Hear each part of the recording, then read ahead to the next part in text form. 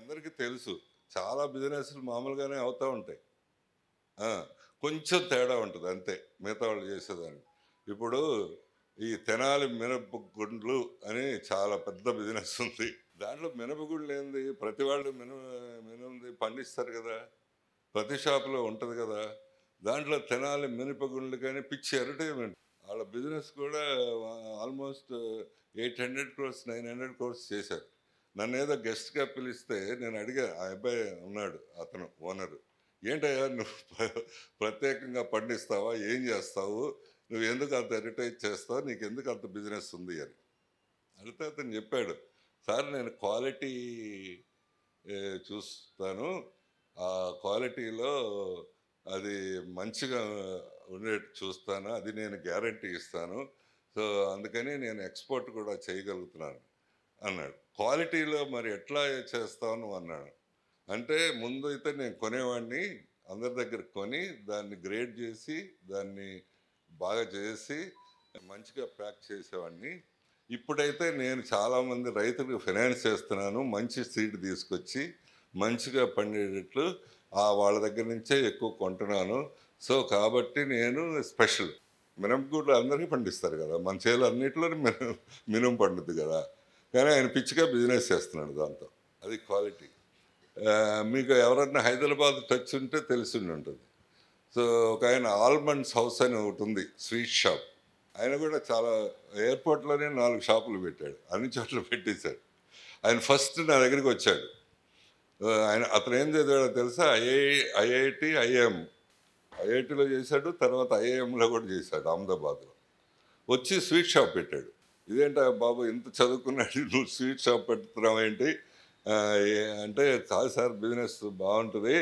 అంటే పుల్లారెడ్డి గారు అప్పుడు బాగా పాపులర్. "సో, మీరు వాళ్ళతో ఎట్లా కంపీట్ చేస్తావు?" అంటే అగైన్ ఆయన కూడా ఇదే సమాధానం. "నేను క్వాలిటీ మెయింటైన్ చేస్తాను సార్" అన్నాడు. "అంటే ఏంటి?" అన్నా. "నేను 4 కిలోలు జీడిపప్పు అక్కడ పడేస్తాను. మీరు ఒక్క పీస్ ఏమన్నా వేస్ట్‌గా ఉంటే, పగిలిపోయి ఉంటే, నేను మొత్తం షాప్ మూసేస్తాను సార్" అన్నాడు. This is the confidence. సరే అని నేను ఇంప్రెస్ అయిపోయి ఆయనకి ఆర్డర్ ఇచ్చాను. మీకు న్యూ ఇయర్‌కి లేకపోతే దీపావళి అప్పుడు చాలా మందికి 2, 3 టన్నులు స్వీట్లు పంచుతాం తెలిసిన వాళ్ళందరికి. ఆయనకి ఆర్డర్ ఇచ్చాడు. ఆర్డర్ ఇస్తే బాగా చేశాడు. చివర్లో తక్కువైపోయినాయి. ఇంకా కొంతమంది పంచాలి మెటీరియల్ అయిపోయింది. మళ్ళీ పిలిచి ఇంకా ఇది చెయ్యయ్యా అని చెప్పా. "నేను చెయ్యను సార్" అన్నాడు. "ఎందుకు" అన్నాను. "నేను మీకు బాగా చేయటం కోసం 15 రోజులు కష్టపడ్డాను. ఇప్పుడు అంత టైం లేదు. నేను ఆ మెటీరియల్ ప్రొక్యూర్ చేయలేను. కాబట్టి మీకు తక్కువ క్వాలిటీది ఇవ్వలేను" అన్నాడు. అప్పుడు ఫస్ట్‌లో పెట్టేటప్పుడు నా దగ్గరికొచ్చాడు. ఇప్పుడు is the one of the richest people. Sweets అందరూ మీరు నేను అందరూ చేస్తాము. కానీ that makes lot of difference. అట్లనే అసలు ఐఏఎం మేనేజ్మెంట్ వాళ్ళ పిల్లలందరికీ తెలుసు. ఐఏఎంలు చాలా ఉన్నాయి. ఐఏఎంలు ఎట్లా పెట్టారు? వాటి థీమ్ ఏంటంటే ప్రాక్టికల్ రిసర్చ్. మామూలుగా రిసర్చ్ పరిశోధనలు అంటే రూమ్ లోపల చేస్తారు. ల్యాబొరేటరీలో కూర్చొని అట్లా చేస్తారు. కానీ ఐఏఎమ్స్ థీమ్ ఏంటంటే ప్రాక్టికల్‌గా రిసర్చ్ చేయాలి. అంటే నిజంగా ప్రాబ్లమ్ దగ్గరికెళ్ళి ప్రాబ్లమ్ అర్థం చేసుకొని దానికి సొల్యూషన్ చేయాలి. వాళ్ళకి ఇద్దరు ప్రొఫెసర్స్ కలిపి స్టార్ట్ చేశారు ఆ కాన్సెప్ట్‌ని. ఇప్పుడు చాలా ఐఏఎంలు పెట్టారు. గవర్నమెంటే పెట్టారు. ముందు అహ్మదాబాద్ ఐఏఎంకి చిన్న షెడ్యూల్‌లో ఉండేది అంతే. తర్వాత ఇప్పుడు పెద్ద ఇన్‌స్టిట్యూట్ అయిపోయింది. That is the most number 1. So, వాళ్ళకి ఏమైంది ఎక్స్‌పీరియన్స్ అంటే వాళ్ళు ప్రాక్టికల్ రిసర్చ్ అంటే ఏం చేశారంటే ఆ మహారాష్ట్రలో ఒక విలేజ్ దగ్గర చేనేత చేస్తా ఉంటారు కొంతమంది విలేజర్స్. పాపం వాళ్ళు చాలా పూర్‌గా ఆకలిగా అదే ఆకలితోనే ఉంటారు దాదాపు. మనకి ఇక్కడ మంగళగిరి అట్లా ఉన్నట్టే. వీళ్ళని ఇంప్రూవ్ చేయటం ఎట్లా అని ఆలోచించారు వాళ్ళు ఒక 4, 5 రోజులు. అది ఎంబీఏ వాళ్ళు అదే that is what how to think. వీళ్ళని ఎట్లా ఇంప్రూవ్ చేయాలి? వీళ్ళ ఆకలి లేకుండా ఎట్లా చేయాలి? అని ఆలోచిస్తే వీళ్ళని అప్‌గ్రేడ్ చేయాలి ముందు అన్నారు. అంటే వాళ్ళు చేసే పని ఇంకా బెటర్‌గా చేసేట్టు చేయాలి. మంచి మిషన్‌లు తెప్పించి ఎక్కువ ప్రొడక్షన్ వచ్చేట్టు చేయాలి. అది తేల్చారు. తెలిస్తే దానికి డబ్బులు కావాలి. డబ్బులు వాళ్ళ దగ్గర లేవు. అందుకని వీళ్ళే ఇద్దరు ప్రొఫెసర్సు బ్యాంకర్స్ దగ్గరికెళ్ళి ఇట్లా ఉంది ప్రాబ్లము మీరొచ్చి వాళ్ళకి ఫైనాన్స్ చేయండి అంటే వాళ్ళు ఒప్పుకుంటారు. ఒప్పుకుంటే బ్యాంకర్స్ వస్తారు. వీళ్ళు విలేజ్ వాళ్ళు ఎవరు రారు డబ్బు తీసుకోవడానికి, లోన్ తీసుకోవడానికి. మీరైతే ఏం చేస్తారా అబ్బాయిలు, అమ్మాయిలు? వాళ్ళు రాలేదు కదా! మనకేం ఇంట్రెస్ట్ ఉంటది? వాళ్ళ కోసం కదా చేసాము. వాళ్ళే రాలేదు. మనం ఏం చేస్తాం? కానీ వాళ్ళ ప్రొఫెసర్స్ అక్కడ ఆగలేదు. వాళ్ళు సాయంత్రం మళ్ళీ 9కి విలేజ్‌కెళ్ళి వాళ్ళందరిని నిద్ర లేపి, "ఎందుకురా బాబు మీరు రాలేదు? ఏమైంది మీకు?" అని అడగటం మొదలుపెడితే వాళ్ళు అప్పుడు చెప్తారు.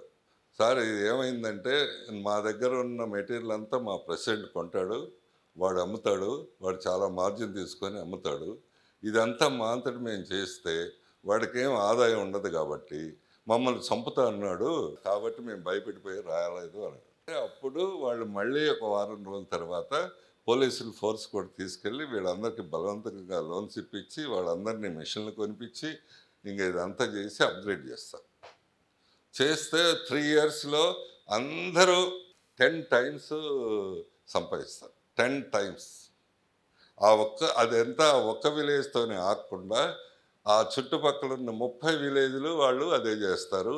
The hole area is developed. That is the practical research.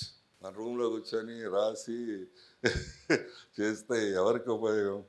So అట్లా అన్నీ గ్రౌండ్ మీద ఉన్న ప్రాబ్లమ్స్, సమాజంలో ఉన్న ప్రాబ్లమ్స్ అన్నీ తీసుకొని వాళ్ళు వర్కౌట్ చేస్తారు. అది ఆ కెపాసిటీ మీరు పిల్లలు బిల్డ్ చేసుకోవాలి. పిల్లలు కాదు, మీరు ఇంకా గ్రాడ్యుయేషన్ అయిపోయింది కాబట్టి పెద్దవాళ్ళు అయ్యారు. సో మీరు ఆ అప్రోచ్, ఆ కెపాసిటీ మీరు బిల్డ్ చేసుకోవాలి. ఒక ప్రాబ్లం ఉంటే దాన్ని వదిలేయకుండా దాన్ని ఛాలెంజ్ చేసి దాన్ని ఎదురుపడి దాన్ని ఎందుకు అవ్వదు అనేది you have to do it. So అది ఇక్కడ అందరూ హెచ్ఓడీలు, ఫ్యాకల్టీ అందరూ ఉన్నారు.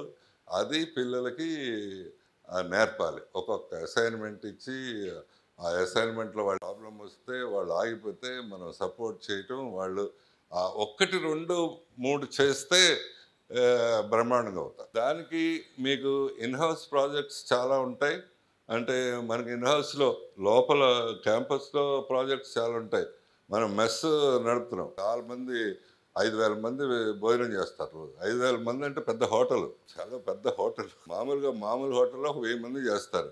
5,000 మందికి 4 సార్లు భోజనం పెడతాం. అట్లానే 8,000, 10,000 మందిని ట్రాన్స్‌పోర్ట్ చేస్తాం. ట్రాన్స్‌పోర్ట్ టూరిస్టులు బాగా సంపాదిస్తున్నారు కదా! చాలా మంది హోటల్స్ పెట్టుకొని బాగా సంపాదిస్తున్నారు కదా! క్రోర్స్‌లో సంపాదిస్తున్నారు. So why can't you have the experience? In house projects చేయొచ్చు కదా! నేను చేశాను కూడా. ఇంతకుముందు ఒక 3 ఇయర్స్, 4 ఇయర్స్ బ్యాక్ ఎంబీఏ పిల్లలతో చేస్తే బ్రహ్మాండంగా చేశారు. వాళ్ళకి డబ్బు కూడా ఇచ్చాను. 3 లక్షలు ఇచ్చాను. ఏం చేశారు అంటే మాకు మెస్‌లో కంప్లైంట్ ఉండింది. పిల్లలు చెప్పారు నాకు, "సార్ ఉదయం అంతా బాగానే ఉంటుంది, సాయంత్రం మాత్రం భోజనం బాగుంటలేదు, మీరు ఒకసారి చూడండి." సరే నేను అంతా కన్జంప్షన్లు, ఆ మెటీరియల్స్ అన్నీ మంచి మెటీరియల్ వాడతాం మేము. అంటే మీరెవరో ఇళ్లలో వాడరు.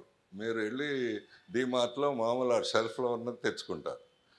అది సెకండ్ క్వాలిటీ, థర్డ్ క్వాలిటీ సెల్ఫ్లో పెడతారు. సో ఫస్ట్ క్వాలిటీ వేరే అడిగిన వాళ్ళకి ఇస్తారు. అది కొంటాం. రైస్ కానీ, మామూలు మసాలా ఇది కానీ, అన్నీ జీడిపప్పు కానీ, కందిపప్పు కానీ అన్నీ ఫస్ట్ క్వాలిటీయే కొంటాం. మరి దాంట్లో ఏం డిఫరెన్స్ లేదు, మీకు ఎందుకు అట్లా అనిపిస్తుంది అని తెలియలేదు. మా ఫ్యాకల్టీ అడిగినా తెలియదు. నేను ఒక 8 మంది ఎంబీఏ పిల్లల్ని పిలిచి రోజు పొద్దున్న నుంచి సాయం దాకా ఇక్కడ ఉండి ఎందుకు ఇట్లా అవుతుందో గమనించండి. ముందు ప్రాబ్లము వాళ్ళ టేస్ట్ బాగుంటలేదు, రెండోది టేస్ట్ బాగుంటలేదు కాబట్టి వాళ్ళు సరిగ్గా తింటలేదు, మూడోది సరిగ్గా తింటలేదు కాబట్టి వండిందంతా పడేస్తున్నారు. చాలా వేస్ట్ అవుతుంది, డబ్బులు కూడా వేస్ట్ అవుతున్నాయి. సో ఇది ప్రాబ్లం. మీరు ఏం చేస్తారో చూడండి, ఎందుకు అట్లా అవుతుందో చూడండి అని చెప్పాను. చెప్తే వాళ్ళు 15 రోజుల్లో ఐడెంటిఫై చేశారు. ఏంటి ప్రాబ్లం అంటే అందరూ రైటే, కానీ ఆ కుక్కులు 7ంటికి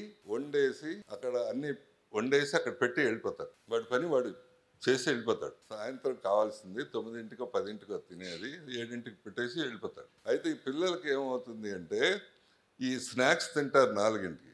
అక్కడ స్నాక్స్ బాగా ఇష్టమైన స్నాక్స్ అంటే ఎక్కువ తింటారు కాబట్టి అన్నం తగ్గిపోతుంది. సో స్నాక్స్ కనుక అంత మంచి వాళ్ళకి ఇష్టం మాదిరిగా తింటే కనుక అన్నం ఎక్కువ తింటారు. ప్రాబ్లం. సో అది ప్రాబ్లం. ఒకరోజు ఏమో తక్కువ అయిపోతుంది, ఇంకో రోజు ఏమో ఎక్కువైపోతుంది. బాగా స్నాక్స్ తిన్న రోజేమో ఎక్కువైపోతుంది, అది పడేస్తున్నారు. లేదు సరిగ్గా తినని రోజేమో అన్నం సరిపోతుంది. అందుకని మరి ఏం చేస్తాను ఇది సార్ ఇట్లా అవుతుంది అని చెప్పొచ్చారు. సరే ఏం చేస్తారు అన్నారు. ఏంటి చేస్తారు అని నేనే అడిగేవాళ్ళని. నాకు తెలుసు సొల్యూషను. బట్ వాళ్ళని అడిగాను. వాళ్ళ పిల్లలు కదా! వాళ్ళు చెప్తే బాగుండు. చెప్పారు. సార్ చివరిదాకా కుక్స్ అందరూ వండితే ఒక్క మెతుకు కూడా వేస్ట్ అవ్వదు సార్. వీల్ సీ దట్ మీరు చెప్తే వాళ్ళకి ఇట్లా చేయమని వీల్ డూ ఇట్ అని. సో నేను అదే చెప్పాను. సో ఒక్కసారిగా క్వాలిటీ ఇంప్రూవ్ అయింది. వేడివేడిగా అన్నం పెట్టారు, వేడివేడిగా కూరలు పెట్టారు, ఒక మెతుకు కూడా వేస్ట్ అవ్వలేదు. That's it. అండ్ రోజుకి ఆ వేస్ట్ అయ్యేది రూ. 1,20,000 సేవ్ అయ్యింది.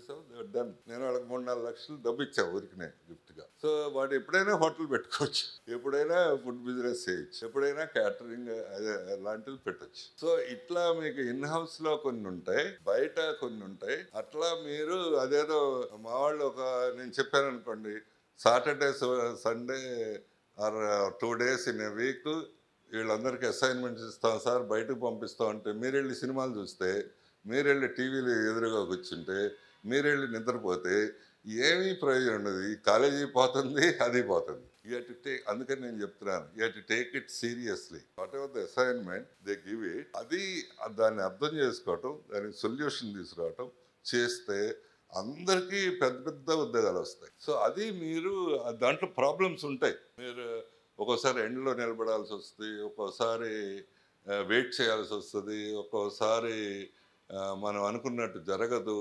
సో అన్నీ ఉంటాయి. అవన్నీ ఫేస్ చేయగలిగిన కెపాసిటీ మీకు బిల్డ్ చేయాలి. ఓన్లీ డిగ్రీ ఇస్తే ఏమీ ప్రయోజనం ఉండదు. ఈ 2 సంవత్సరాల్లో ప్రతి వాళ్ళు ఒక 4-5 ప్రాజెక్టుల్లో ఇన్వాల్వ్ అయితే మీరు అసలు వేరే మనుషులు అయిపోతారు. నాకు 4 లక్షలు ఇవ్వండి, నేను దాన్ని 40 లక్షలు చేస్తాను 2 ఏళ్లలో అని అంటారు. లేకపోతే ఏదైనా ఉద్యోగం దగ్గరికి వెళ్ళినప్పుడు ఆ ఉద్యోగం దగ్గర నేను ఇంత మీకు హెల్ప్ చేయగలను, ఇంత ఆదాయం చేసి పెట్టగలను, కాబట్టి నాకు ఇంత శాలరీ ఇవ్వండి అని మీరే డిమాండ్ చేయొచ్చు. నేను ఐఎస్బిలో బాగా ఎక్కువ 40 లక్షలు ఉంటుంది ఫీజు, కానీ వాళ్ళు చదువు ఐఎమ్ నాట్ హ్యాపీ. నేను ఇంటర్వ్యూ చేశాను 15-20 మందిని అట్లా మా స్కూల్స్లో అక్కడక్కడ పెడదామని. చేస్తే వాళ్ళు బేసిక్ థింగ్స్ అడిగాను. ఇండియాలో ఎడ్యుకేషన్ సిస్టమ్స్ ఎన్ని ఉన్నాయి ఏదంటే వాళ్ళకి రాదు. ఎడ్యుకేషన్ ఇన్స్టిట్యూట్కి వెళ్ళినప్పుడు తెలుసుకొని రాదు. సర్లే పోనీ, నీకు ఎంత జీతం కావాలంటే 50 లక్షలు కావాలన్నారు సంవత్సరం. ఫైన్, నేను ఇస్తాను. నువ్వు 50 లక్షలు నేను ఇస్తే 55 లక్షలు నాకు ఎట్లా సంపాదిస్తావో చెప్పు, అప్పుడు ఇస్తానని చెప్పి. అంతే కదా, నేను ఎందుకు ఇస్తాను ఊరికి? అట్లీస్ట్ నీకు 5 lakhs ఎక్కువ సంపాదిస్తాను సార్ నేను ఉంటే అని నువ్వు నన్ను కన్విన్స్ చేయండి. ఎవడు చేయరు. అదే ఊరికి చెత్తంతా చదువుకొని వచ్చారు. మరి ఎందుకు అడుగుతున్నావు 50 లక్షలు అంటే, వాళ్ళు చెప్పిన అందరూ సుమారుగా మాటలు తేడాగా చెప్పిన ఆన్సర్ ఏంటంటే, నేను ఈ చదవటానికి 2 సంవత్సరాలు కలిపి 40 లక్షలు ట్యూషన్ ఫీజు కోసం అప్పు చేశాను సార్, అప్పు తీరాలి, అందుకని నా జీతం ఏంటి అంటారు. నీ అప్పు తీరటానికి నేను ఎందుకు జీతం ఇస్తాను? నాకేదైనా ఉపయోగపడతాయి కదా నేను ఇస్తాను. అదర్ సైడ్ ఇట్లాంటి ఇన్స్టిట్యూటే ఉంటుంది, Tata institute of social science. వాళ్ళు బ్రహ్మాండంగా ఉంటారు. వాళ్ళు మీలాంటి వాళ్ళు. Tata institute of social sciences అని ముంబైలో ఒకటి ఉంది, హైదరాబాద్లో ఒకటి ఉంది. మీలాంటి వాళ్ళందరూ ఎట్లాంటి వాళ్ళు అంటే అగ్రికల్చర్ ఫ్యామిలీ నుంచి వచ్చిన వాళ్ళు, మిడిల్ క్లాస్ ఫ్యామిలీ నుంచి వచ్చిన వాళ్ళు, పెద్దగా ఇంగ్లీష్ రాదు, అట్లాంటి వాళ్ళు. కానీ ఆ 2 సంవత్సరాల్లో వాళ్ళు బ్రహ్మాండంగా తయారు చేస్తున్నారు, బాగా తయారు చేస్తున్నారు. వేరే ఇన్స్టిట్యూట్ అయినా గొప్ప చెప్పడానికి నాకేం అభ్యంతరం లేదు. బ్రహ్మాండంగా తయారు చేస్తున్నారు. వాళ్ళు చివరికి 2 ఏళ్లలో దే ఆర్ కాన్ఫిడెంట్, ఏదైనా చేయగలను, నేను సాధించగలను. వాళ్ళందరూ చిన్న ఫ్యామిలీ నుంచి వచ్చిన వాళ్ళు, తెలుగు అదే వాళ్ళ హిందీలో అట్లా చదువుకొచ్చిన వాళ్ళు, ఇట్లాంటి వాళ్ళు అయినా బ్రహ్మాండంగా అవుతారు. అయితే దీన్ని అవ్వటానికి ఏం చేశారు వాళ్ళు అంటే, అదే మా స్టాఫ్ వీళ్ళందరూ ఉన్నారు కాబట్టి వాళ్ళ కోసం చెప్తున్నా, నేను మీకోసం కూడా చెప్తున్నా. వాళ్ళు ఏం చేశారు అట్లా అవ్వటానికి వాళ్ళంటే, వాళ్ళకి ఇచ్చిన అసైన్మెంట్లు అట్లాంటివి. ఉదాహరణకి ఎట్లాంటి 4 అమ్మాయిలకి ఒక అసైన్మెంట్ ఇస్తారు. మీరు ఈ స్కూలు గవర్నమెంట్ స్కూలు చెత్తగా పడిపోయింది, అక్కడ పిల్లలు లేరు, టీచర్లు లేరు, ఎవడూ లేడు, నడవట్ల. దీన్ని 9 నెలల్లో మీరు బాగు చేయాలి, చేసి రావాలి. అవును, వాళ్ళేం రోజు టాటా ఇన్స్టిట్యూట్ రాక్కర్లేదు, మీరు అక్కడే ఉండి ఆ విలేజ్లో నుండి ఇది చేసుకొని వస్తే మీరు పాస్ అయినట్టు దాదాపు. అంటే మామూలు థియరీ మార్కులు ఉంటాయి, దాదాపు పాస్ అయినట్టు. వాళ్ళ అమ్మాయిలు ఏం చేశారు అంటే, ఆ ఊళ్ళో వాళ్ళందరి దగ్గరికి వెళ్ళి కన్విన్స్ చేశారు, మీ పిల్లల చదువు చాలా ఇంపార్టెంట్ కదా, అది అవ్వాలంటే ఈ స్కూల్ బాగుండాలి కదా, మీరే కంట్రిబ్యూట్ చేయండి, కొంచెం 500, 1000 అట్లా కంట్రిబ్యూట్ చేయండి, అని చేసి కన్విన్స్ చేసి ఆ కంట్రిబ్యూషన్ తీసుకొని అక్కడ బెంచీలు లేకపోతే బెంచీలు ఏర్పాటు చేశారు, టాయిలెట్స్ లేకపోతే టాయిలెట్స్ ఏర్పాటు చేశారు. అట్లానే టీచర్ని కన్విన్స్ చేయాలి. మీరు రోజు రండయ్యా బాబు, మీకు జీతం వస్తుంది కదా, లేకపోతే మేము వాళ్ళకి రిపోర్ట్ చేస్తాం, వీళ్ళకి రిపోర్ట్ చేస్తాం అని బెదిరించడం, కన్విన్స్ చేయడం చేశారు. మూడోది ఆ పిల్లల్ని స్కూల్కి పంపించడం, వాళ్ళకి నేర్పాలి. అది చేశారు అందరితో. చేసి ఏమి 50 మంది ఉన్న స్కూల్ని 9 నెలల్లో 800 మంది వచ్చేటట్టు చేశారు. దట్ ఈస్ ద నేను అలా ఎక్స్పెరిమెంట్ అంతా చూసి దడామని ఉద్యోగించాను. అవును, అదంతా వాళ్ళు డిస్క్రైబ్ చేస్తే అట్లానే ప్రైమరీ హెల్త్ సెంటర్ బాగుండదు ఏ విలేజ్లో, దాన్ని బాగా చేసిరండి, లేకపోతే ఇంకొక వాళ్ళు సఫర్ అవుతున్నారు దాన్ని బాగా చేసిరండి. ఇట్లాంటి అసైన్మెంట్స్ మీరు కూడా తీసుకోవాలి. మీరు బాగా అవ్వాలి, మీకు ధైర్యం రావాలి, నేను ఏదైనా చేయగలను ధైర్యం రావాలి. సో అది ఎనీథింగ్ వాళ్ళు ఏం చేస్తాను నేను అంటే ఆ పిల్లలు బ్రహ్మాండంగా చేస్తారు. నేను ఏం చేస్తానంటే మాకు చాలా స్కూల్స్ ఉన్నాయి హైదరాబాద్లో. ఈ పేరెంట్స్కి స్కూల్కి మధ్యలో వాళ్ళు ఉంటారు. ప్రతిరోజు వాళ్ళు ఒక 30-40 మంది పేరెంట్స్తో మాట్లాడతారు.